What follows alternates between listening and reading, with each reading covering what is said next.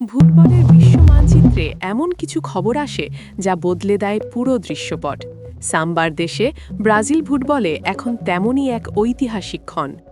Spanish প্রভাবশালী গণমাধ্যম as জানাচ্ছে ব্রাজিল ফুটবল কনফেডারেশন সিবিএফ নিতে চলেছে এক বিশাল সিদ্ধান্ত। বর্তমান হেড কোচ কার্লো আনচেলোত্তির সঙ্গে তারা নতুন চুক্তি করতে যাচ্ছে।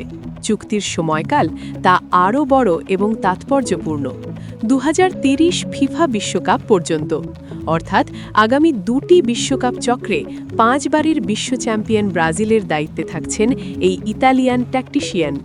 কিন্তু কেন এত বড় আস্থা আনচেলোত্তির ওপর? উত্তর লুকিয়ে আছে তার কোচিং কেরিয়ারে। রিয়াল মাদ্রিদে তার অভাবনীয় সাফল্যই এই দীর্ঘমেয়াদী চুক্তির মূল কারণ।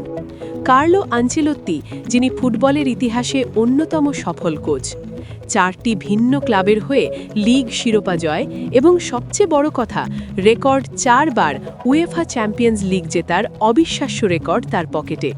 তার এই জয়ী মানসিকতা, চাপের মুখে শান্ত থাকার ক্ষমতা এবং তারকা খেলোয়াড়দের পরিচালনা করার দক্ষতা, এগুলি সিবিএফকে আশাবাদী করে তুলেছে। ব্রাজিল দলে এখন ভিনিসিয়াস জুনিয়র, রদ্রিগো, গ্যাব্রিয়েল মার্টিনেল্লির মতো এক ঝাঁক তরুণ তারকা। আনচেলোত্তি এমন একজন কোচ যিনি তরুণ প্রতিভাদের বিকশিত করতে সিদ্ধহস্ত। রিয়ালে ভিনি এবং রদ্রিগোর উত্থানে তার ভূমিকা অনস্বীকার্য। সিবিএফ নিশ্চিত এই তরুণ প্রজন্ম তার হাতেই পূর্ণতা পাবে। শেষ বিশ্বকাপ জয় সেই সুদূর 2002 সালে। তারপর কেটে গেছে 2 দশকেরও বেশি সময়। ব্রাজিলের কোটি কোটি সমর্থকের একটাই প্রশ্ন, একটাই স্বপ্ন, হেক্সা, ষষ্ঠ বিশ্বকাপ। এই দীর্ঘ অপেক্ষার ইতি কি আনচেলোত্তির হাত ধরেই হবে?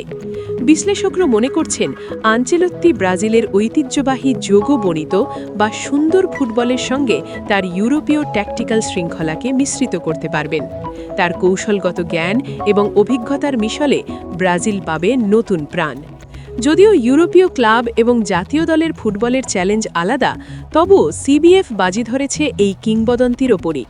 2026 এবং 2030 দুটি বিশ্বকাপ, একটি নতুন যুগ শুরু হলো ব্রাজিল ফুটবলে।